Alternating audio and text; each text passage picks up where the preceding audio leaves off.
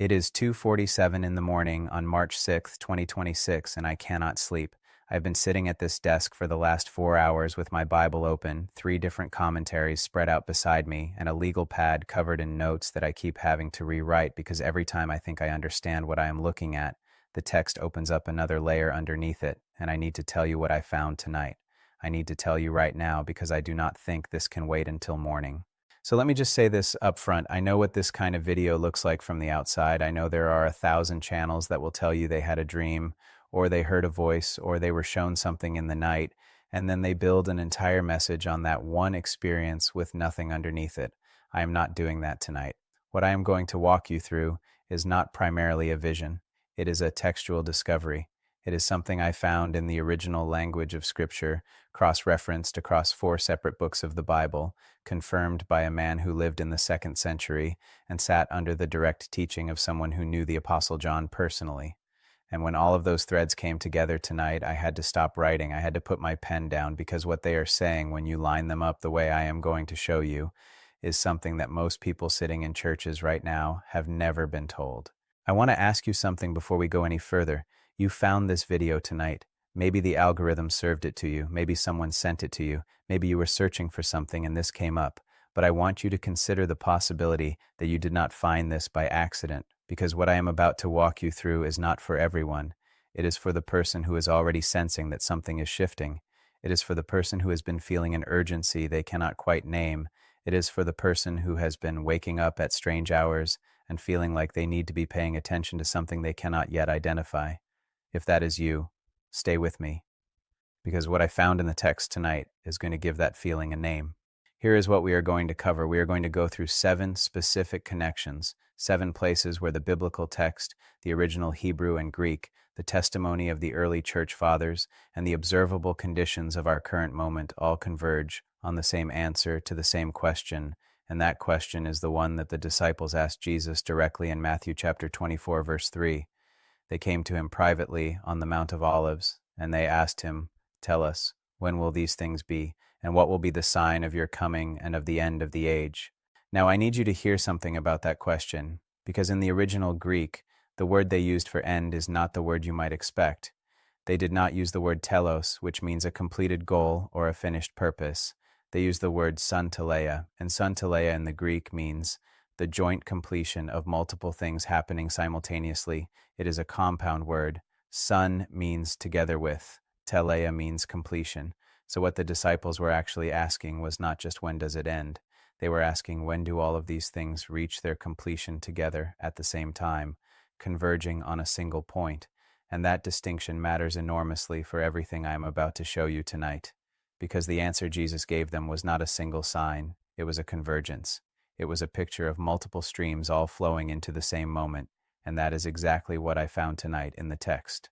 So let me tell you what happened. I was working through Matthew 24 again, which I have read probably hundreds of times, but tonight I was reading it alongside Daniel chapter 12 and Revelation chapter 6, and I had my Greek interlinear open on the desk beside me, and I got to verse 8 of Matthew 24, where Jesus says, "All these are the beginning of birth pains," and I stopped, because I have read that verse my whole life, and I have always understood it the way most people understand it. These signs are just the beginning. There is more to come. But tonight I looked at the Greek word that is translated as beginning, and the word is arche, A-R-C-H-E. And arche does not just mean the start of something in a simple chronological sense. Arche means the originating source, the first principle from which everything else flows. It is the same word used in John chapter 1, verse 1. In the beginning was the Word. In arche was the Word. So when Jesus says all these are the arch of birth pains, he is not just saying these signs are early in the sequence. He is saying these signs are the originating source from which the final events flow. He is saying that when you see these things, you are not just watching a countdown. You are watching the mechanism that generates everything that follows. And that is a completely different picture than what most people have been taught. I need to stop here for a second and ask you something. Has anyone ever walked you through what that word arche actually means in this passage? Because if this is the first time you are hearing this, I need to know. Drop something in the comments right now. Tell me if this is new to you. Tell me if you have been sitting in church for years and nobody ever opened up the Greek on Matthew 24, verse 8, because what I am about to show you builds on this foundation, and I need to know who is hearing this for the first time tonight. Now here is where it gets deeper, because arche is also the word used in Revelation chapter 3 verse 14, where Jesus describes himself as the arche of God's creation, the originating source of creation. And in Colossians chapter 1 verse 18, Paul uses the same word to describe Jesus as the arche, the beginning, the firstborn from the dead. So when Jesus uses this word in Matthew 24 to describe the birth pains, he is embedding a theological signature into the text. He is saying that the signs of the end are connected to him in the same way that creation itself is connected to him. They flow from him. They are not random chaos. They are not meaningless suffering. They are the arche, the originating source of a new creation being born. And that is the framework I want you to hold on to as we go through these 7 connections tonight, because every single one of them is going to show you a different facet of this same truth. The world does not end in meaningless destruction. It ends in a convergence, a Santaleia, a joint completion of everything that was set in motion from the arch. And Jesus told his disciples exactly how it would happen. He told them what to look for. He told them what the signs would be. And what he said when you actually read it in the original language and cross-reference it with Daniel and Revelation and what the early church fathers understood about these texts is something that should stop you cold. So let me tell you about the 7 connections. I am going to walk you through each one tonight, and I am going to hold the 7th one until the very end, because the 7th connection is the one that made me put my pen down at 2 in the morning. It is the one that connects a passage in Daniel chapter 12 with a passage in Revelation chapter 10 with something that Irenaeus of Lyon wrote in the 2nd century that the modern church has almost entirely forgotten.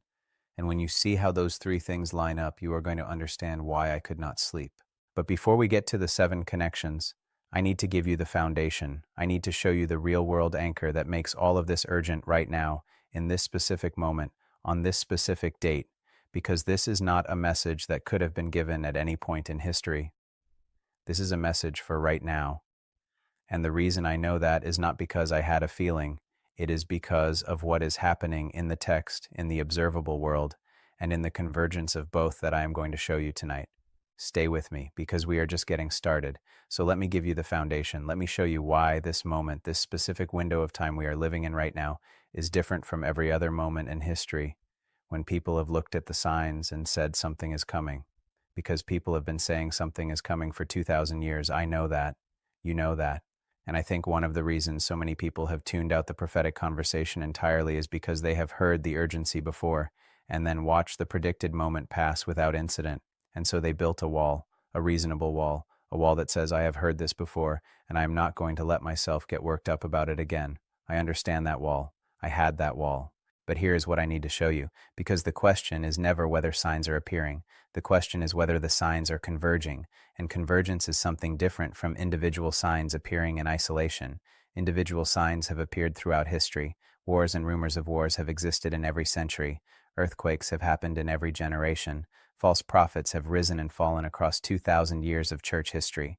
Jesus himself said in Matthew 24 verse 6, "See that you are not alarmed, for these things must take place, but the end is not yet." He was telling his disciples that individual signs are not the trigger. The convergence is the trigger, the Santaleia, the joint completion. And what I want to show you right now is that the specific pattern of convergence we are watching in this moment is not something that has appeared before in this configuration, not in this combination, not with this density, and not aligned with this particular set of biblical timelines all arriving at the same window simultaneously. Let me start with something verifiable, something you can look up yourself right now. In the year 2023, something happened in the Middle East that biblical scholars have been watching for decades. The Abraham Accords, which began in 2020, continued to reshape the geopolitical landscape of the region in ways that directly mirror what the prophet Daniel described in chapter 9. But more specifically, in 2023, the conflict that erupted on October 7th created a set of conditions in the region surrounding Israel that had not existed in that precise configuration since 1948. And 1948 is a date that every serious student of biblical prophecy recognizes immediately, because on May 14, 1948, the modern state of Israel was reborn in a single day, and that event was the fulfillment of a prophecy that Isaiah wrote in chapter 66, verse 8. He wrote, "Who has heard such a thing? Who has seen such things? Can a land be born in one day? Can a nation be brought forth in one moment?" Isaiah wrote that approximately 700 years before the birth of Christ, And on May 14th, 1948, a nation was brought forth in one moment, in one day, after 2,000 years of dispersion. Now I need you to understand why that date matters for what I am showing you tonight, because Jesus said something in Matthew 24 verse 32 that is one of the most precisely anchored prophetic statements in all of Scripture.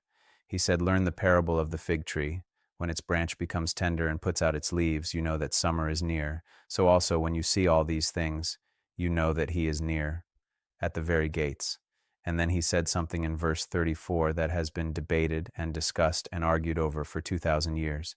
He said, "Truly I say to you, this generation will not pass away until all these things take place."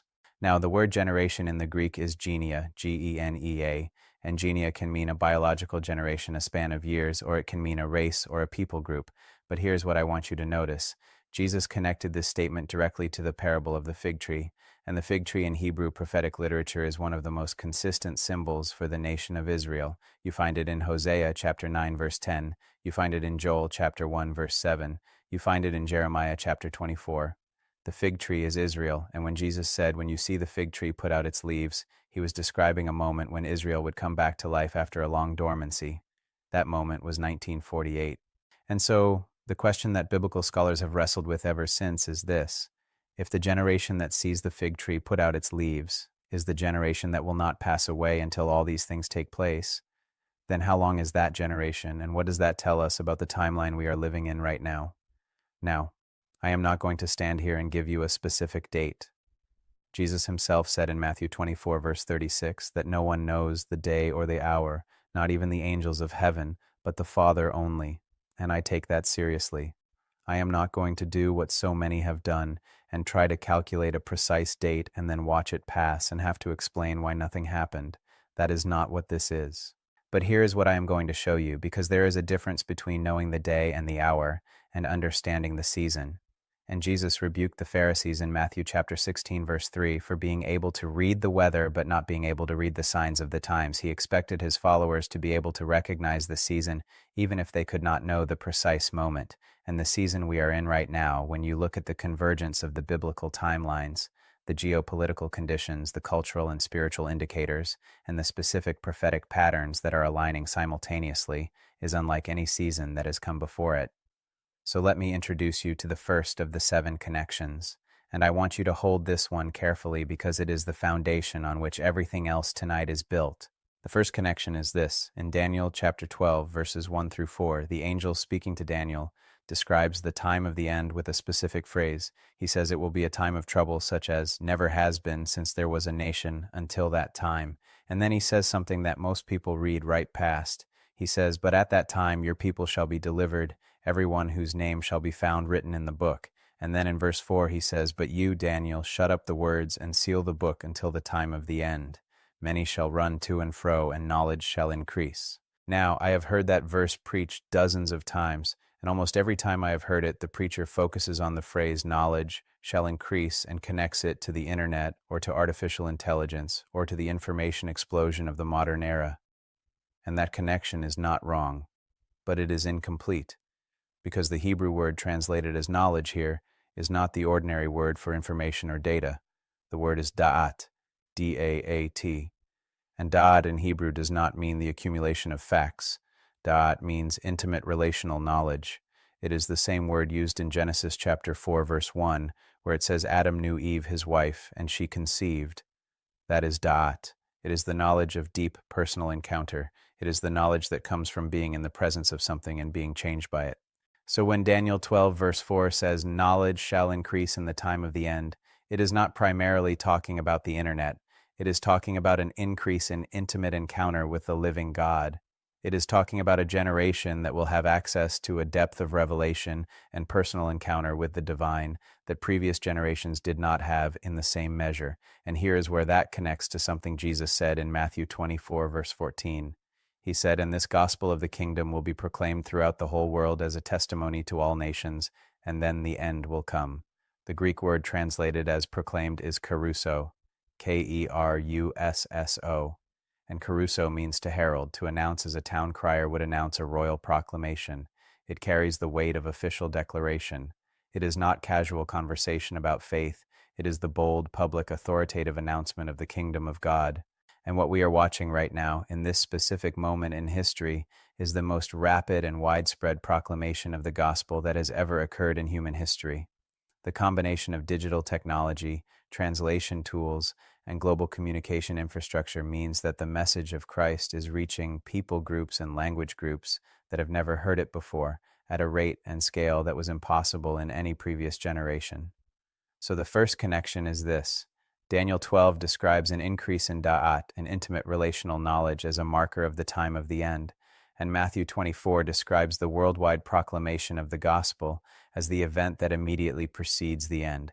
And both of those things are happening simultaneously right now, not sequentially, simultaneously.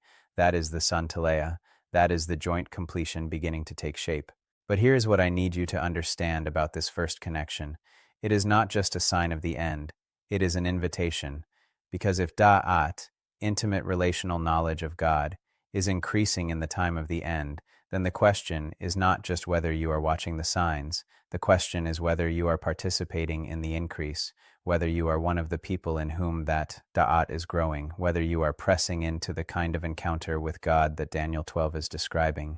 And that question is going to become more urgent as we go through the remaining 6 connections tonight, because each one of them is going to bring you closer to the same point, the same invitation, the same moment of decision. Now, before I show you the second connection, I want to bring in a voice that most modern Christians have never heard, a man named Irenaeus of Lyon, and I am going to tell you who he was and why his testimony matters for what we are looking at tonight. Irenaeus was born around 130 years after the birth of Christ. He was a student of Polycarp of Smyrna, and Polycarp was a direct disciple of the Apostle John, the same John who wrote the Gospel of John, the 3 letters of John, and the book of Revelation. So when Irenaeus writes about the end times, he is not writing from speculation. He is writing from a tradition that flows in a direct line from the man who received the revelation on the island of Patmos. And what Irenaeus wrote in his great work against heresies, specifically in Book 5, is something that the modern church has almost entirely set aside. And I am going to show you exactly what he said, and I am going to show you how it connects to the second of our 7 connections tonight. Stay with me, because this is where it starts to get very specific. Irenaeus of Lyon wrote something in the 2nd century that I want you to hear very carefully, because this man who learned from Polycarp, who learned from John, who received the revelation directly from Jesus Christ on the island of Patmos, wrote about the end times with a specificity and a confidence that most modern commentators do not come close to matching. And the reason he could write with that confidence is because he was not speculating, he was transmitting. He was passing on what he had received from a living chain of witnesses that went all the way back to the eyewitnesses of the resurrection. In Against Heresies, Book 5, Chapter 30, Irenaeus writes about the number of the beast in Revelation chapter 13. And he says something that most people who have read Revelation have never been told. He says that the name and the number are connected to a specific kind of system, a system of total economic and social control that will arise in the final days and will require every person on earth to make a choice, a visible, public, irreversible choice about who they serve. And he connects this directly to what Daniel wrote in chapter 7 about the 4th beast and its 10 horns. And he connects both of those to what Jesus said in Matthew 24 about the abomination of desolation standing in the holy place. Now, I want to be careful here, because Irenaeus is not giving us a newspaper headline. He is not naming a specific technology or a specific political figure. What he is doing is describing the shape of the thing, the architecture of the final system. And when you look at the shape he describes and then look at the observable conditions of our current moment, the convergence is not subtle. So let me show you the second connection. The second connection is between Revelation chapter 13, verses 16 and 17, Daniel chapter 7, verses 23 through 25, and something that is happening right now in the development of global digital infrastructure that is not a conspiracy theory. It is a documented, publicly announced, verifiable development that you can research yourself. Revelation 13, verses 16 and 17 says this: "It causes all, both small and great, both rich and poor, both free and slave, to be marked on the right hand or the forehead, so that no one can buy or sell unless he has the mark, that is, the name of the beast or the number of its name." Now, I have heard this passage preached my entire life, and almost every time it is preached, the focus is on the mark itself. What is the mark? Is it a chip?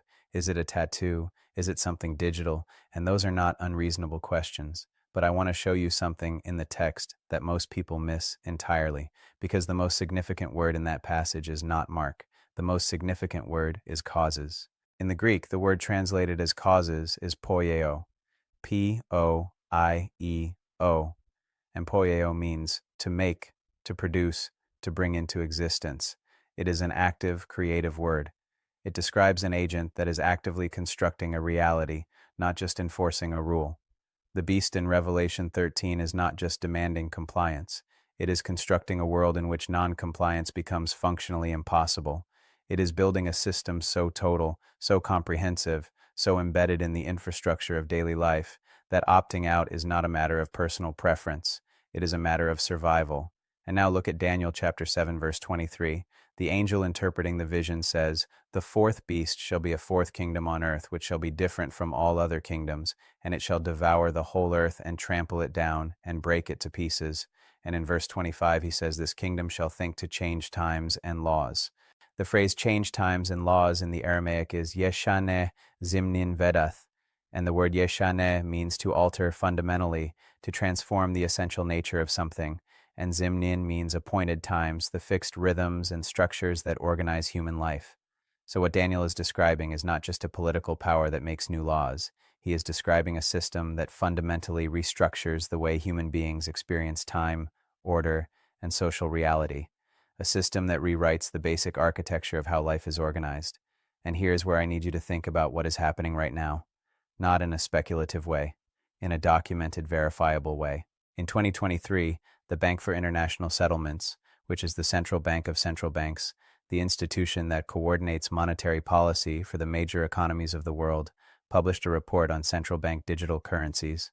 And in that report, they described a future monetary system in which every financial transaction would be programmable, meaning that the currency itself could be coded to only function in certain contexts, for certain purposes, within certain parameters set by the issuing authority. They use the word programmability explicitly, and they describe this as a feature, not a concern. Now, I am not telling you that central bank digital currencies are the mark of the beast. I am not making that claim.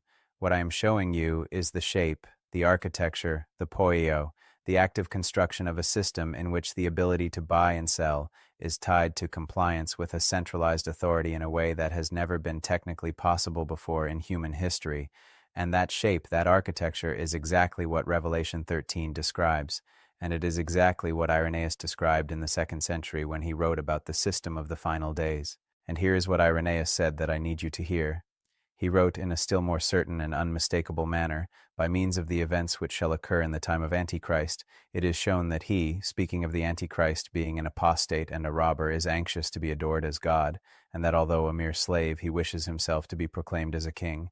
He will endeavor to abolish and set aside all such legislation as tends to preserve liberty, and to bring in legislation that will reduce all under his power. Legislation that will reduce all under his power, written in the 2nd century. By a man who learned from a man who learned from John, and it describes with remarkable precision the trajectory of what we are watching develop right now. I want to pause here and ask you something directly. Has anyone in your church ever taught you what Irenaeus wrote about this passage? Has anyone ever connected Revelation 13 to Daniel 7 to the testimony of the early fathers in the way I am showing you tonight? Leave a comment right now and be honest with me, because what I'm about to show you in the third connection builds directly on this foundation, and I need to know who is encountering this material for the first time tonight. So let me move to the third connection, and this one is going to require me to take you into the book of Revelation in a way that might be different from how you have approached it before. Most people read Revelation as a linear sequence of events. The seals open, then the trumpets sound, then the bowls are poured out, and it all moves forward in a straight line toward the end. And there is a sense in which that is true. But there is another layer in Revelation that most modern readers miss entirely, and that layer is the recapitulation structure. The recapitulation structure is the understanding that Revelation does not tell the story of the end times once in a straight line. It tells it multiple times from multiple angles, each time revealing a different dimension of the same events. And this understanding was not invented by modern scholars. It was the dominant interpretation of Revelation among the early church fathers. Irenaeus held it, Tertullian held it, and most significantly, a man named Victorinus of Petau, who wrote the oldest surviving commentary on the book of Revelation in the 3rd century, explicitly described the recapitulation structure and used it to explain why the seals and the trumpets and the bowls are not 3 separate sequences but 3 perspectives on the same sequence. And why does that matter for what I am showing you tonight?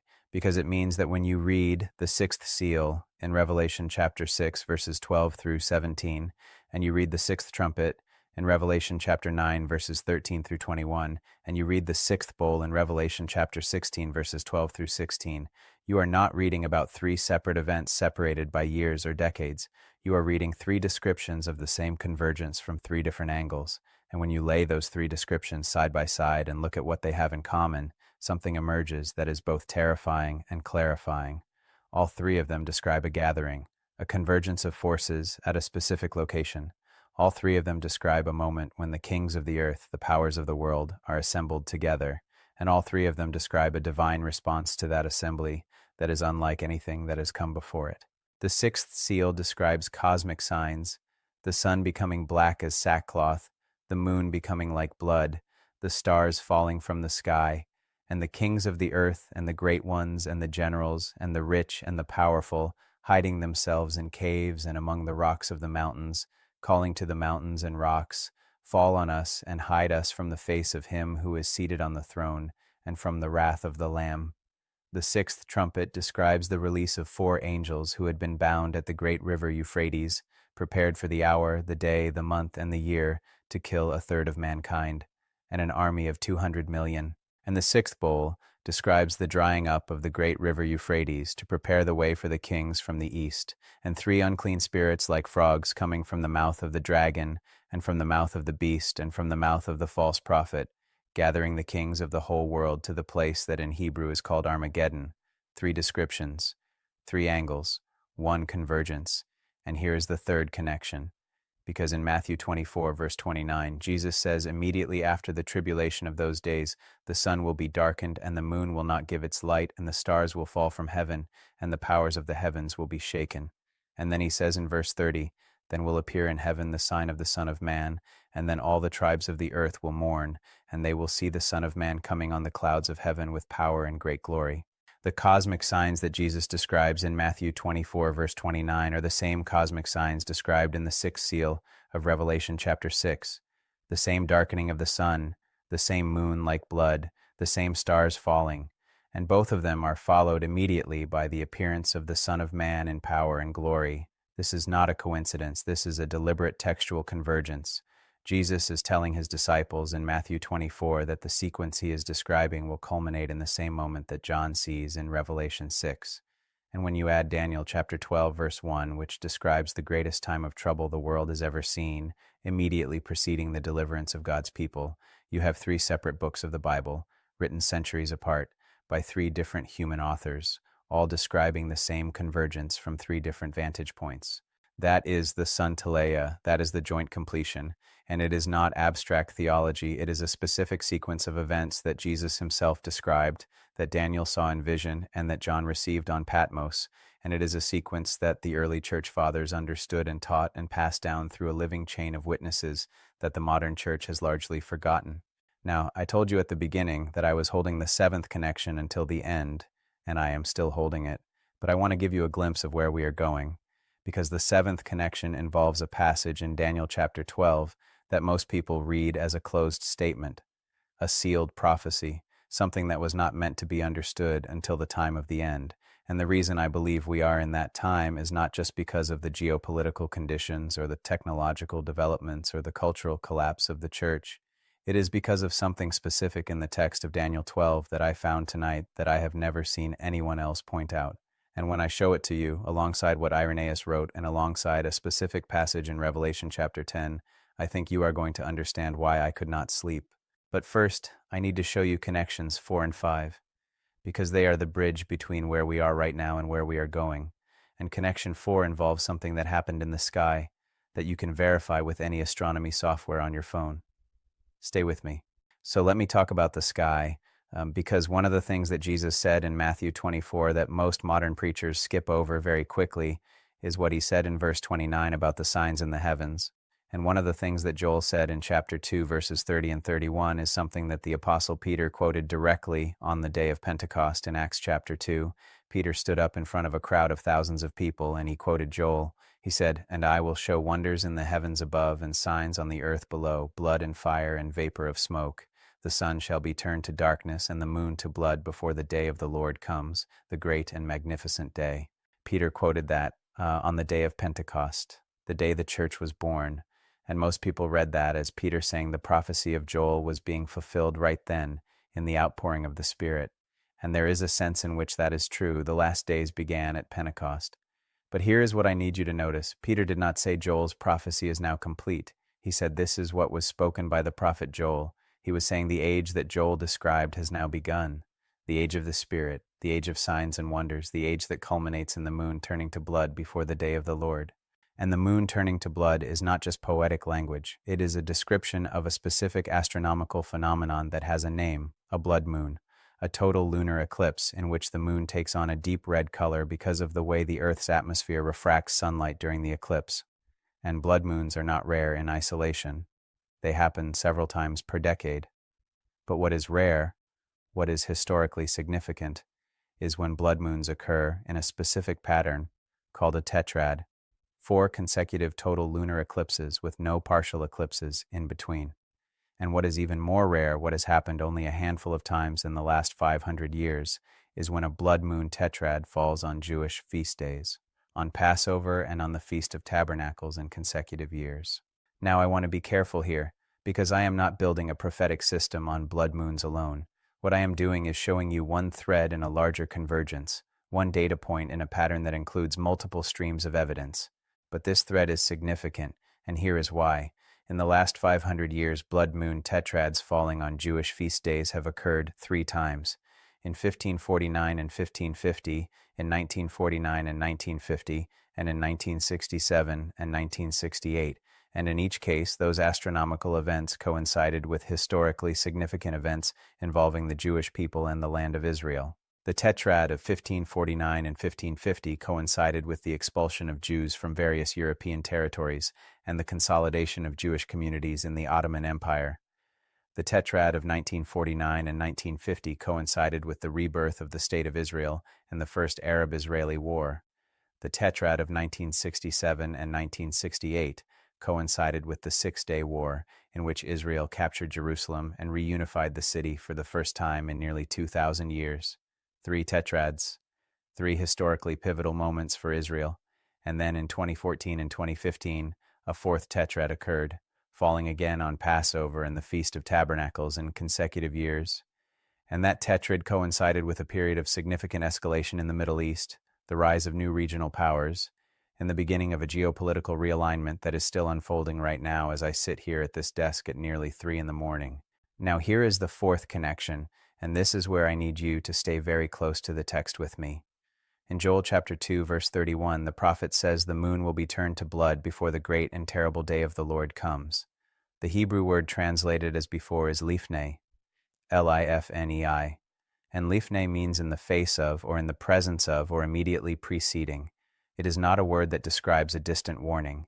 It is a word that describes something happening in the immediate approach of the event it precedes, like the way the sky changes in the minutes before a storm arrives, not days before, not years before, in the face of.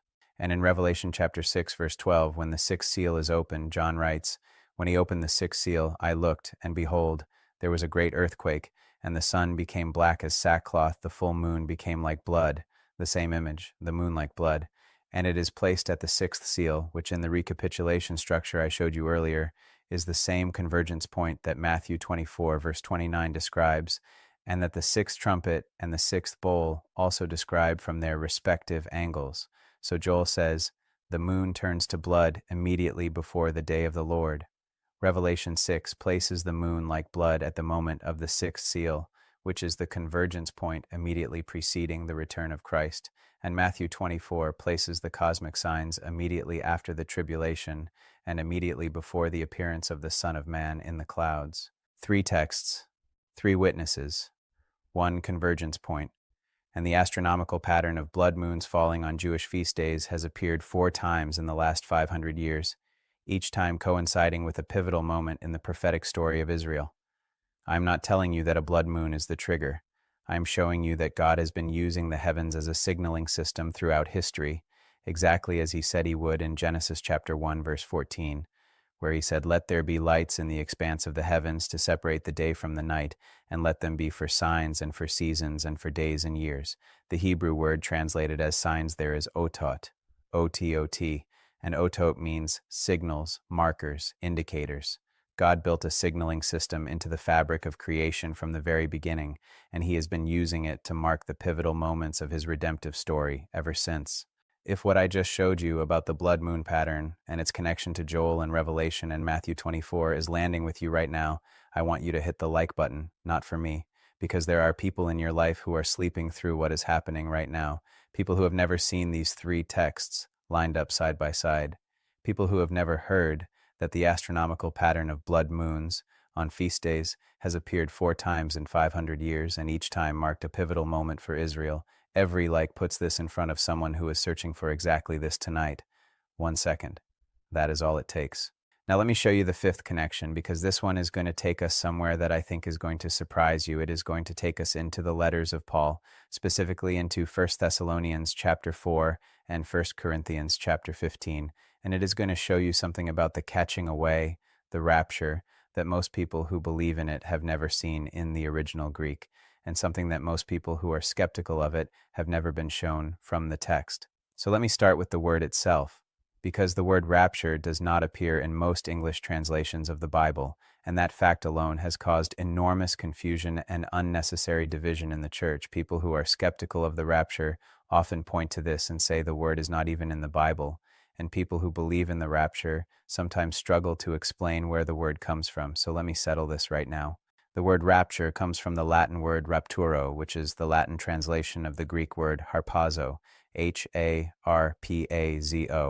And harpazo appears in 1 Thessalonians chapter 4, verse 17, where Paul writes, "Then we who are alive, who are left, will be caught up together with them in the clouds to meet the Lord in the air, and so we will always be with the Lord."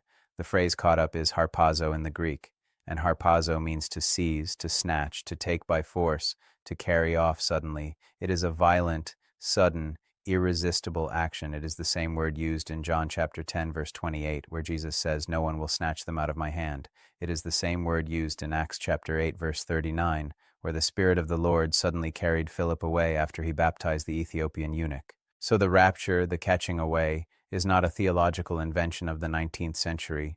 It is a Greek word embedded in the text of 1 Thessalonians 4 that describes a sudden, forceful, irresistible catching up of believers to meet Christ in the air. And Paul says in verse 16 that it will be preceded by the Lord himself descending from heaven with a cry of command, with the voice of an archangel, and with the sound of the trumpet of God, and the dead in Christ will rise first. Now here is what I want to connect this to. Because in 1 Corinthians chapter 15, verse 52, Paul describes the same event with a different detail. He says it will happen in a moment, in the twinkling of an eye, at the last trumpet. For the trumpet will sound, and the dead will be raised imperishable, and we shall be changed. The phrase "in a moment" is the Greek word atomos, A-T-O-M-O-S. And atomos literally means indivisible. It is the word from which we get our English word atom. Paul is saying this event will happen in a unit of time so small it cannot be divided further, in the smallest possible moment, instantaneous, irresistible, complete. And now look at what Jesus says in Matthew 24, verse 31. He says, "And he will send out his angels with a loud trumpet call, and they will gather his elect from the four winds, from one end of heaven to the other." A trumpet, a gathering from every direction. This is the same event Paul describes in 1 Thessalonians 4 and 1 Corinthians 15. The same trumpet, the same gathering, the same catching away. And now look at what Revelation chapter 11 verse 15 says. "The seventh angel blew his trumpet, and there were loud voices in heaven saying, 'The kingdom of the world has become the kingdom of our Lord and of his Christ, and he shall reign forever and ever.'" The seventh trumpet, the final trumpet. And immediately following the seventh trumpet in Revelation 11 verse 18, "The nations are judged, the dead are rewarded, and the destroyers of the earth are destroyed." So the fifth connection is this. The harpazo, the catching away described in 1 Thessalonians 4, is connected by the trumpet to Matthew 24, verse 31, which is connected by the cosmic signs to the sixth seal of Revelation 6, which is connected by the recapitulation structure to the seventh trumpet of Revelation 11, which is the moment when the kingdom of the world becomes the kingdom of Christ. 5 texts, 1 convergence, and the Greek word harpazo, embedded in the text of 1 Thessalonians 4, tells you exactly what kind of event it is: sudden, forceful, irresistible, in the smallest possible unit of time. Now, I want to bring Irenaeus back into this, because what he wrote about the catching away is something that most modern discussions of the rapture never reference, and it is significant because Irenaeus, writing in the 2nd century, drawing on the tradition he received from Polycarp, who received it from John, describes the gathering of the elect as an event that is inseparable from the return of Christ in glory. He does not separate them by years or decades. He sees them as a single event with 2 dimensions. The gathering of those who belong to Christ and the manifestation of Christ in power and glory are, in his understanding, 2 aspects of the same moment. And that understanding, which comes from a man who stood in a direct line of transmission from the Apostle John, is something that should inform how we read these texts today, not because Irenaeus is infallible, he is not, but because he is a witness, a historical witness who received a tradition from people who were there. And his testimony, when it aligns with what the text itself says in the original Greek, carries real weight. So here is where we are. We have established 5 connections tonight: the increase of Da'at in Daniel 12, the architecture of total control in Revelation 13 and Daniel 7, the recapitulation structure showing the 6th seal, 6th trumpet, and 6th bowl as 3 perspectives on 1 convergence, the blood moon pattern as a divine signaling system anchored in Joel, Revelation, and the observable history of the last 500 years, and the harpazo of 1 Thessalonians 4 connected by the trumpet to Matthew 24, Revelation 6, and Revelation 11, 5 threads, all pointing to the same convergence point, all describing the same moment from different angles, and we still have 2 connections to go. And the 7th one, the one I have been holding since the beginning of this video, is the one that made me stop writing at 2 in the morning and just sit in the silence for a long time. But before I show you connections 6 and 7, I need to ask you something. Which of these 5 connections has hit you the hardest so far? Is it the Da'at in Daniel 12? Is it the architecture of control in Revelation 13? Is it the blood moon pattern? Is it the harpazo in the Greek? Tell me in the comments right now, because the one that is moving you most is probably the one that God is using to speak to you specifically tonight, and what comes next builds directly on all 5 of them simultaneously. Stay with me, because we are approaching the center of what I found tonight. I want to tell you something about the 6th connection before I show it to you, because this one required me to sit with it for a long time before I felt like I understood what I was looking at. And even now, even after 4 hours of working through the text tonight, I am not sure I have fully grasped the weight of it. But I am going to walk you through it as carefully as I can, because I think it is one of the most important things I have ever found in Scripture, and I think it is something that the modern church has almost entirely lost. So let me take you to Ezekiel, because most of the prophetic conversation in the church today focuses on Daniel and Revelation and Matthew 24, and those are essential. We have been working through them all night.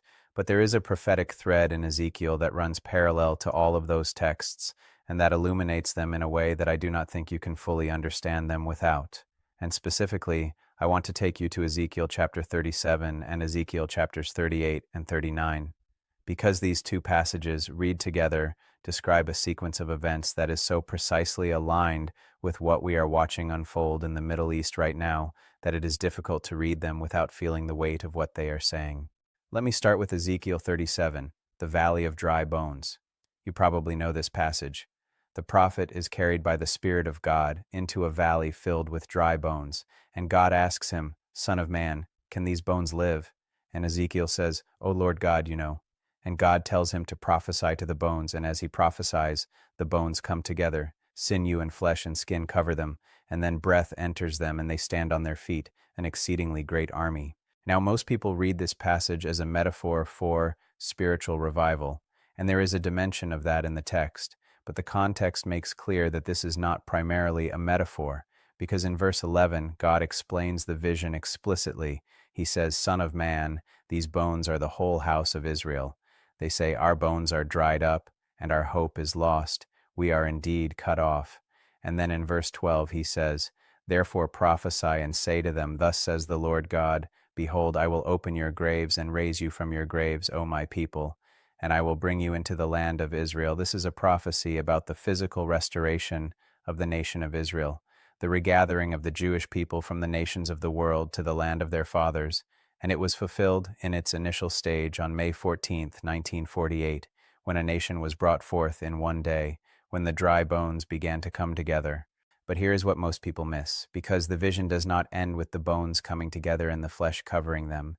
It ends with the breath entering them. And in Hebrew, the word for breath here is ruach, R-U-A-C-H, the same word used in Genesis chapter 1, verse 2, where the Spirit of God was hovering over the face of the waters, the same word used in Joel chapter 2, verse 28, where God says, I will pour out my Spirit on all flesh, the ruach, the breath of God, the Spirit. So Ezekiel 37 describes a two-stage restoration of Israel.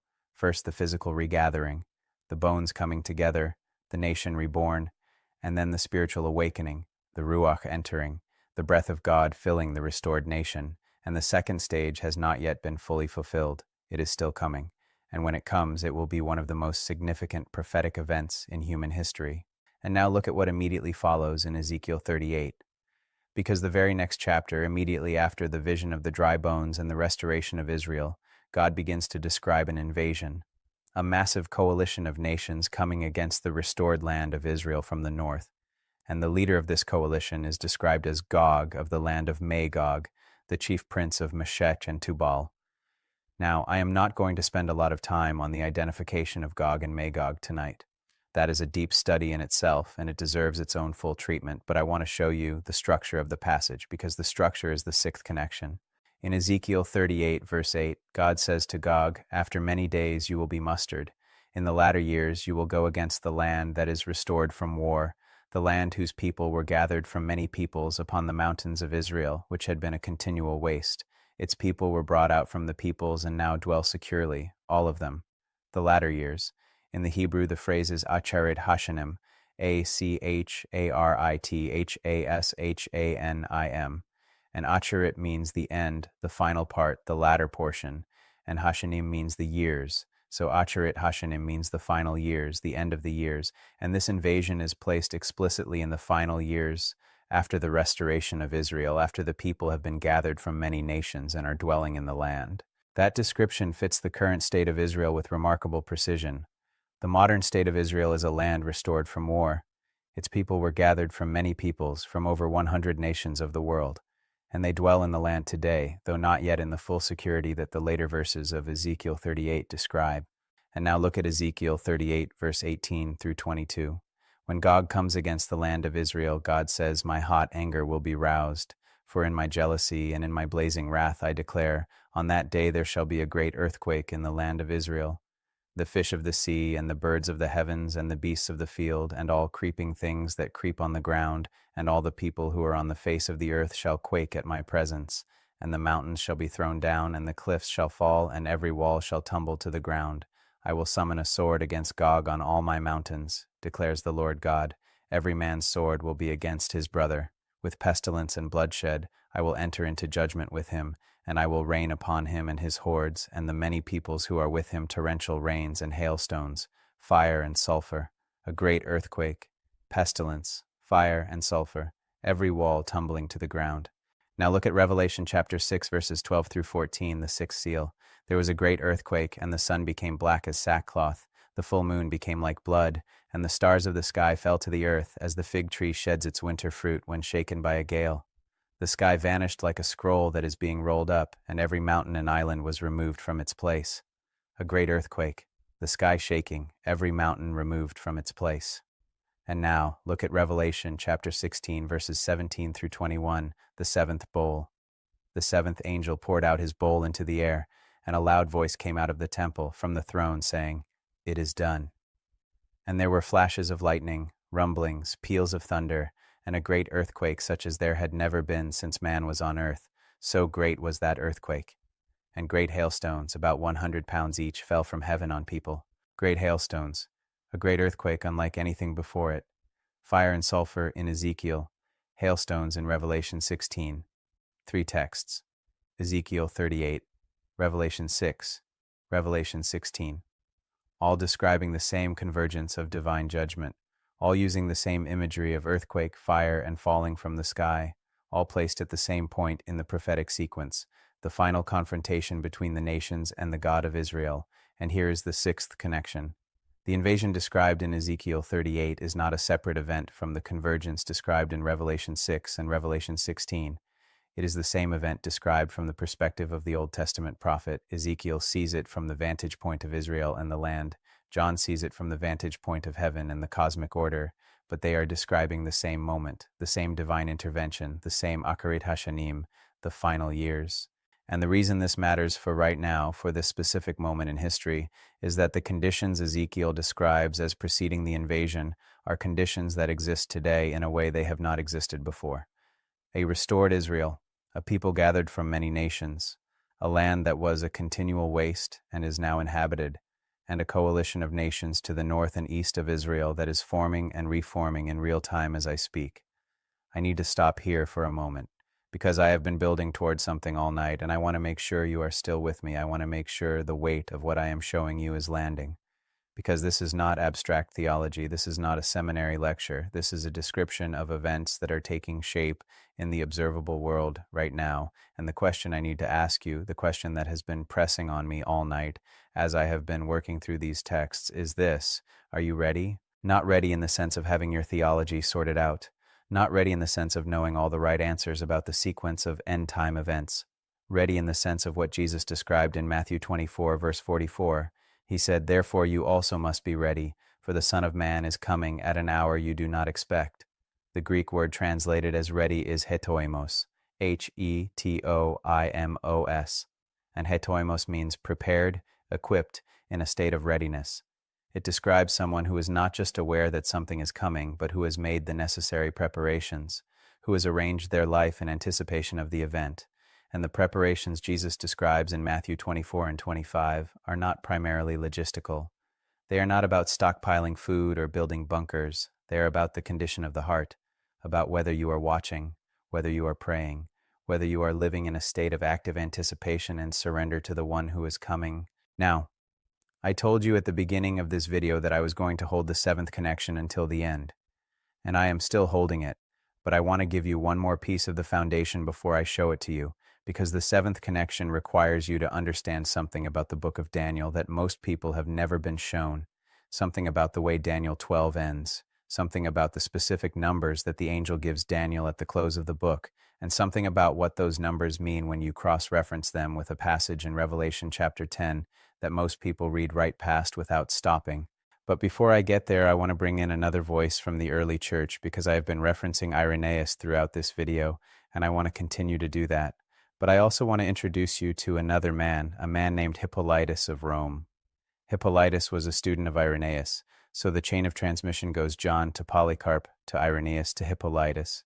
And Hippolytus wrote a commentary on the book of Daniel that is one of the oldest surviving commentaries on any book of the Bible, and in that commentary he wrote something about the end times that I want you to hear. Hippolytus wrote, "And the 1,290 days and the 1,335 days, of which Daniel speaks, are not to be understood as years, but as literal days." And he connected those specific numbers to the sequence of events in the final period of history with a precision that most modern commentators have not matched. And he said something about the relationship between those numbers and the catching away of the saints that is directly relevant to what I am about to show you in the seventh connection. But I also want to tell you something about Hippolytus that goes beyond his scholarship, because Hippolytus was not just a theologian, he was a martyr. He died for his faith. He was exiled to the mines of Sardinia by the Emperor Maximinus Thrax around the year 235 and died there.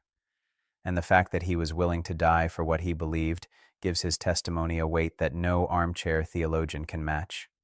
He was not writing about the end times from a place of comfortable academic speculation.